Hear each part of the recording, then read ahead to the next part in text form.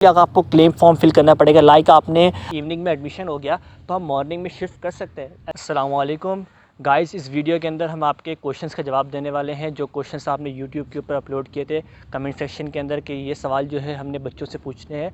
कुछ बच्चे ऐसे होते हैं जो कि बहुत शर्मा रहे होते हैं वीडियो के सामने आने से, तो इस वजह से हमने उनके रिव्यूज़ जो हैं कलेक्ट किए हैं और उनका जवाब जो है मैं आपको इस वीडियो के अंदर दूँगा। ठीक है, तो यहाँ पर मेरा पहला सवाल था कि अगर आपका मॉर्निंग में एडमिशन हो गया है तो उसकी टाइमिंग क्या है और इवनिंग की टाइमिंग क्या है। देखिए, जो मॉर्निंग की टाइमिंग है वो 8:30 से लेके 1 बजे तक होती है ज़्यादातर डिपार्टमेंट के अंदर, और इवनिंग की टाइमिंग जो है वो 2 से 3 बजे तक स्टार्ट होती हैं और वो 9 बजे तक भी जाती हैं। लेकिन हर डिपार्टमेंट का स्केड्यूल जो है बिल्कुल अलग होता है, सेम नहीं होता। किसी दिन आपका ऑफ भी आ रहा होगा, किसी दिन आपके क्लासेस बीच में ब्रेक भी होगा, तो इस तरह चलता है। ठीक है, तो आप फर्स्ट ईयर में अलग होगा, सेकेंड ईयर में अलग होगा, तो वो आपके टाइम टेबल के ऊपर डिपेंड करता है। एक बच्चों का सवाल होता है कि सर हमारा इवनिंग में एडमिशन हो गया तो हम मॉर्निंग में शिफ्ट कर सकते हैं। ऐसा बिल्कुल भी नहीं होता। आपका इवनिंग में एडमिशन हुआ है तो आपको इवनिंग में ही पढ़ना पड़ेगा। मॉर्निंग का क्राइटेरिया बिल्कुल अलग होता है, इवनिंग का अलग होता है, सिर्फ टाइमिंग का डिफरेंस है। टीचर बहुत ज़्यादा जो होते हैं वो सेम ही होते हैं आपके दोनों के अंदर ही। ठीक है, कुछ टीचर ऐसे होंगे जो कि आपको बिल्कुल जो इवनिंग में ही पढ़ा रहे होंगे, मॉर्निंग में वो नहीं होते, तो इस तरह भी होता है। ठीक है, एक जो हमारे पास सवाल है कि हमने पढ़ना किस तरह होता है यूनिवर्सिटी के अंदर आके, तो यूनिवर्सिटी लाइफ जो है आपकी इंटर से बिल्कुल अलग है। इंटर में तो आपने रट्टे लगा लिए, मतलब जो नोट्स वगैरह लेके पढ़ लिया या पास पेपर सॉल्व कर लिया तो आपका पेपर हो जाता था। लेकिन यहाँ पे बिल्कुल ऐसा नहीं होता। यूनिवर्सिटी में जो टीचर आपको पढ़ा रहा होगा ना, आपने उसको कंसेप्चुअल पढ़ना होगा। अगर इस तरह होता है कि आपको वो एक सवाल सॉल्व करवाएंगे तो बाकी 4 से 5 सवाल जो है आपको खुद देखने होंगे, जो उसकी एक्सरसाइज होती हैं किसी भी चैप्टर वगैरह की, तो वो सॉल्व करनी होंगी। अगर आपने कंसेप्चुअल पढ़ा तो आपके पेपर जो है आराम से इजीली पास हो जाते हैं। क्योंकि सबसे बड़ा जो इशू बच्चे फेस करते हैं यूनिवर्सिटी में एडमिशन होने के बाद, वो यही होता है कि सर हमने पढ़ना किस तरह, यूनिवर्सिटी में आके हम किस तरह जो है अच्छी जीपीए जो है ला सकते हैं। तो इसकी यही एक ट्रिक है कि आप लोग जो है जब आपका एडमिशन हो जाए यहाँ पर, तो आप पहले दिन से, हाँ, पढ़ता तो कोई भी नहीं है पहले दिन से, लेकिन मैं आपको बता रहा हूँ कि पहले दिन से जो है आपने कंसेप्चुअल पढ़ना है, चीज़ों को अंडरस्टैंड करना है, टॉपिक को अंडरस्टैंड करना है, और टीचर के साथ अपनी बातचीत का अंदाज़ और ताल्लुकात अच्छे रखने होंगे, जिससे आपको जो है आगे बहुत ज़्यादा फ़ायदा होता है। ठीक है, लैब्स वगैरह की बच्चों ने बात की थी कि लैब्स किस तरह होती है डिपार्टमेंट के अंदर। देखिए, कराची यूनिवर्सिटी के अंदर तकरीबन हर डिपार्टमेंट के अंदर ही लैब जो है अच्छी तरीके से बनी हुई है। और बच्चों ने एक सवाल किया था कि यूबीआईटी के हवाले से कि वहाँ पर जो है कौन सी लैंग्वेज पढ़ाई जाती है कंप्यूटर की। तो हमने बच्चों से ये सवाल भी किया था, तो बच्चों ने जवाब दिया था हमें कि पाइथन जो है फर्स्ट ईयर के अंदर आप लोगों को पढ़ाई जाएगी। अगर आप यूबीआईटी का डिपार्टमेंट चूज़ कर रहे हैं तो इसके लिए लाजमी है कि आप थोड़ी सी कंप्यूटर की बेसिक नॉलेज भी अंडरस्टैंड करें। अभी आपके पास टाइम है तो आप यूट्यूब वगैरह से सॉफ्टवेयर पे ऊपर काम करना शुरू कर दें, लाइक पाइथन लैंग्वेज स्टार्ट कर दें सीखना। तो मतलब जितनी स्किल्स होंगी उतना ही आपके लिए बेनिफिट जो है आपका होता है। ठीक है, एक सवाल बच्चों का ये भी था कि यूबीआईटी का जो इवनिंग का टेस्ट होगा तो वो किस तरह हमने उसके लिए तैयारी करनी है। एक टेस्ट बिल्कुल सेम रहता है, कोई इतना फ़र्क नहीं होता। जिस तरह आपने मॉर्निंग के लिए तैयारी की थी, अपने इंटर की बुक से तैयारी की थी या यूट्यूब से हमारी वीडियोस देखी थी, तो आप उसी को फॉलो भी करें। और हम कुछ एडिशनल वीडियो भी ऐड करने की कोशिश करेंगे, आप उसको भी वॉच करें और साथ साथ जो है अपने इंटर की बुक्स को सॉल्व करें। ठीक है, तो इससे आपका जो टेस्ट है वो क्लियर हो जाएगा।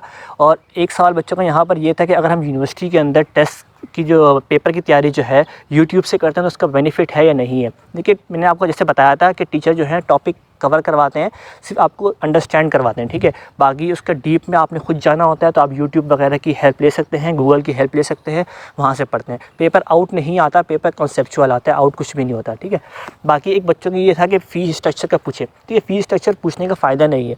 प्रोस्पेक्टस में बिल्कुल है कि चीज़ ना वाज़िया बताई हुई है फ़ीस के हवाले से कि क्या फ़ीस है किसी भी डिपार्टमेंट की। और क्योंकि हर ईयर जो है वेरी कर रही होती है, अगर हम किसी बच्चे से पूछेंगे फाइनल ईयर के तो उसके वक्त पे फ़ीस कम होगी। अब आपके वक्त पे ज़ाहिर है हर फ़ीस के अंदर, हर डिपार्टमेंट की फ़ीस के अंदर चेंजिंग आई है और फ़ीस जो है ज़्यादा हो चुकी है, तो उसके लिए आप प्रोस्पेक्टस की हेल्प लेंगे। ठीक है, अच्छा जी, बहुत सारे स्टूडेंट्स का ये क्वेश्चन है कि टीचर्स जो हैं वो कैसा पढ़ाते हैं, यहाँ का डिपार्टमेंट का एनवायरनमेंट कैसा है, टीचर्स आपके साथ कैसे फ्रेंडली होते हैं, क्या होता है। तो देखें, चिल सीन होता है। हम लोग अल्हम्दुलिल्लाह मोर देन 3 इयर्स का एक्सपीरियंस है एनईडी के, हम लोग स्टूडेंट्स हैं। तो केयू के स्टूडेंट्स के साथ जब हम लोगों ने रिव्यू लिया, मल्टीपल रिव्यूज़ लिए, और तमाम रिव्यूज़ को यूट्यूब पर अपलोड करना जाहिर सी बात है इट्स इम्पॉसिबल। तो एडिटिंग भी चाहिए होगी, और कुछ स्टूडेंट्स हैं जो कि सामने कैमरे के सामने नहीं आते, जस्ट वो इन्फॉर्मेशन शेयर कर देते हैं। तो केयू के अगर इन्वायरमेंट की बात की जाए तो environment is too good, friendly. Teachers जो हैं वो बहुत ज़्यादा फ्रेंडली हैं। कुछ टीचर्स होते हैं ज़ाहिर है, कुछ टीचर्स अपने एटीट्यूड में भी रहते हैं ऑब्वियसली। जब वो कुछ टीचर्स जो हैं जो कि पीएचडीज़ होते हैं, जिनकी तालीम और एजुकेशन बहुत ज़्यादा जो है वो अपर लेवल के ऊपर होती है, तो ज़ाहिर है वो टीचर स्टूडेंट के साथ फ्रेंडली नहीं रहते हैं। सही है, उनका एटीट्यूड भी बिल्कुल जायज़ है और वो होना भी चाहिए। अच्छा जी, अगर मैं पेपर्स की बात करूँ तो जो क्लासरूम्स में टीचर्स अपना लेक्चर डिलीवर करते हैं, वो लेक्चर्स के दौरान जो बातें की जाती हैं वो आप नोट डाउन करेंगे। वो जब आप नोट डाउन करेंगे तो उन्हीं में से क्वेश्चंस बन रहे होते हैं, कुछ रीजंस बन जाएंगे, उन्हीं से क्वेश्चन बन जाएगा। सही है, कुछ एग्जांपल दे दी, वहाँ से कुछ आ जाएगा।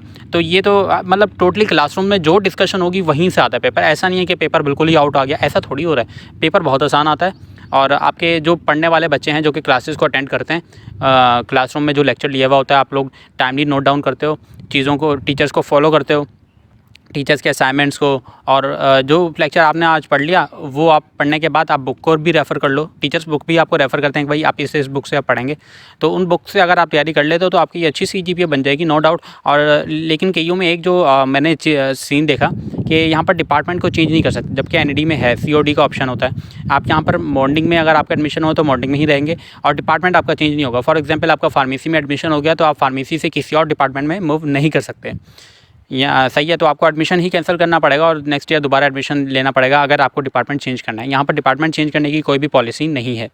इसके अलावा स्टूडेंट्स जो हैं वो काफ़ी एक्साइटेड हैं, डिपार्टमेंट देखना चाह रहे थे। तो ऑब्वियसली तमाम डिपार्टमेंट्स को कवर करना बहुत ही मुश्किल है।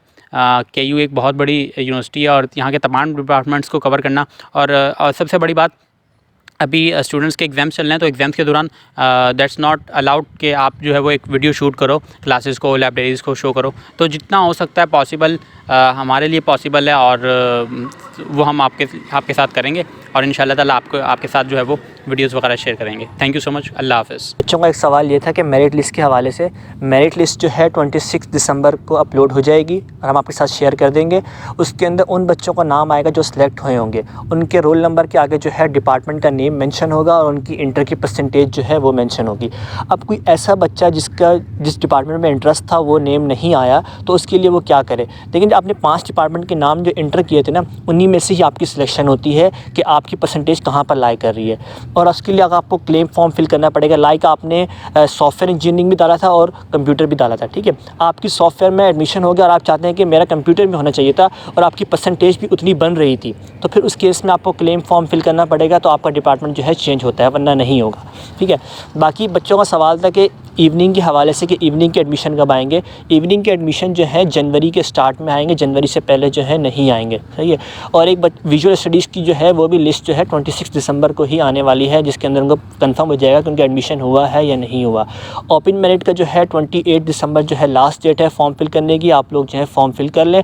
उसके बाद अब डेट एक्सटेंड नहीं होगी और आपकी जो लिस्ट है वो जनवरी की 5 तारीख या 6 तारीख तक जो है एक्सपेक्टेड है, लग सकती है, ठीक है। तो आपके सारे क्वेश्चन का जवाब जो है हो चुका है। अगर फिर भी आपको क्वेश्चन रह गया तो आप कमेंट सेक्शन के अंदर हमें बता देना, हम उसका भी जवाब देने की कोशिश करेंगे। Thank you.